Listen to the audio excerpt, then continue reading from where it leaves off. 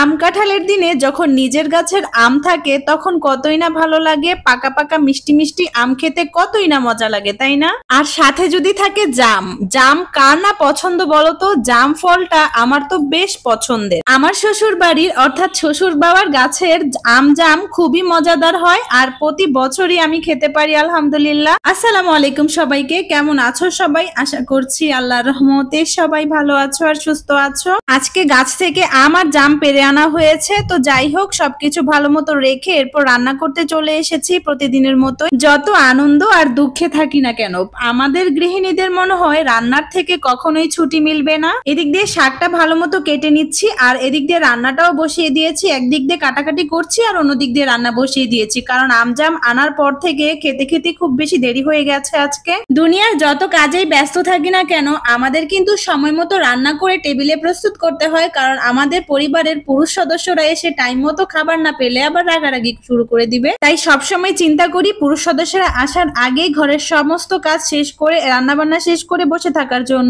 আজকে একটু গরুর মাংস রান্না করব, কারণ আমার হাজবেন্ড শাকসবজি খুবই কম পছন্দ করে, ও গরুর মাংস খুব পছন্দ। তো যাই হোক, এদিক দিয়ে গরুর মাংসটা আমি হাতে মাখিয়ে রান্না করে ফেলবো। তো মাংসটাকে ভালো মতো সব ধরনের মশলা দিয়ে দিচ্ছি। এখন আমি গুঁড়া মরিচটা দিচ্ছি, আর গরুর মাংসটা একটু ঝালঝাল হলে কিন্তু খুবই ভালো লাগে। রান্না করতে করতে তোমাদের সাথে একটা কথা শেয়ার করি আপুরা, যত যাই করো না কেন কিছু দুমুখ সাপকে কখনোই বিশ্বাস করবে না। কিছু মানুষ আছে তাদের স্বভাব কখনোই বদলায় না, তারা যত কিছুই বলুক। আর হ্যাঁ, একটা কথা সবসময় আমি বিশ্বাস করি, যারা বলবে যে আমি বলবো না তারাই কিন্তু তোমার সেই কথাটা সবার আগেই সবার কাছে প্রকাশ করে দেয়। আমরা কিন্তু মানুষের মধুর কথায় সবার আগেই পটে যাই, যারা বেশি মধুর কথা বলে তারাই কিন্তু পিছন থেকে ছুরি মারতে একদমই ভাবে না। তবে মানুষ বুঝে কথা বলাটাই শ্রেয়। তবে হ্যাঁ, সময় মতো কিন্তু আমরা মানুষ চিনতেও ভুল করে ফেলি সবাই। তবে সব থেকে বেশি ভুল করি আমি, যখনই আমি কারো আসল চেহারা দেখে ফেলি তখন কিছুদিন গেলেই আমি সেইটা আবার ভুলে যাই। তো যাই হোক, জীবন মানে এইরকম, জীবনে ভালো দিন আসবে খারাপ দিন আসবে, সবকিছু মিলিয়েই তো আমাদের জীবন। যাই হোক, মাংসটা ভালো মতো মাখিয়ে রেখে দিয়েছি আর প্রেসার কুকারটা ভালো মতো ক্লিন করে নিয়েছি। আমি তো আগেই বলেছি আজকে রান্না একটু লেট হয়ে গেছে, যার কারণে প্রেসার কুকারেই মাংসটা রান্না করে ফেলবো।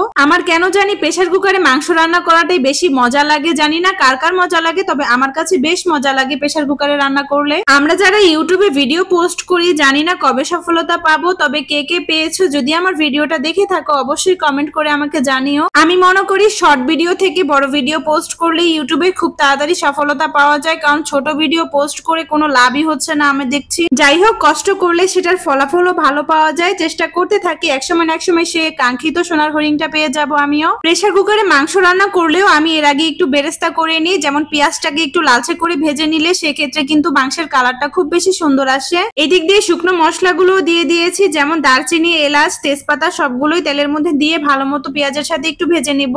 দেখতে দেখতে কোরবানি ঈদও চলে এসেছে, আল্লাহর কি রহমত। এই কোরবানি ঈদ আসলে আমার কাছে খুব বেশি ভালো লাগে, যেমন রোজার ঈদ আসলে রোজা রাখার পরে সেই ঈদটা আসে, খুব বেশি মজার হয়। আল্লাহ তাআলার কাছে হাজার হাজার লক্ষ কোটি গুণ শুকরিয়া জানাই যে আমাকে কোরবানি ঈদ উপভোগ করার জন্য সেই তৌফিকটা দান করেছে। আল্লাহর কাছে হাজার হাজার শুকরিয়া। আল্লাহ তাআলা চাইলে ইনশাআল্লাহ কোরবানি ঈদের সকল ব্লগও তোমাদের সাথে শেয়ার করব। যাই হোক, এখনো 10 দিনের মতো আছে কোরবানির, তো এর আগে একটু মাংস রান্না করে আজকে খেয়ে ফেললাম আমরা। আমার থেকেও খুব ভালো ভালো রাঁধুনিরা আমার ইউটিউবের আপুরা রয়েছে। তবে যাই হোক, আমি কিভাবে রান্না করি সেটাই তোমাদের সাথে শেয়ার করলাম। সমস্ত গরু মাংস মাখিয়ে তারপর বেরেস্তার মধ্যে দিয়ে দিলাম গোশতটা, এরপর ভালো মতো কষিয়ে নিয়েছি। ভালো মতো কষিয়ে নেওয়ার পরেই কিন্তু আমি আলুটা দিয়েছি। আলুটা দেওয়ার পরই ভালো মতো কষিয়ে সামান্য পরিমাণ পানি দিয়ে দিব। এরপর কিন্তু আমি ঢাকনাটা বন্ধ করে সিটি দিয়ে দিব বেশ কিছুটা। তো আমি এইভাবেই গরু গোশতটা রান্না করি। তো আজকের মতো ভিডিওটা এই পর্যন্তই। ভিডিও ভালো লাগলে লাইক, কমেন্ট এন্ড শেয়ার করবো। আল্লাহ হাফেজ।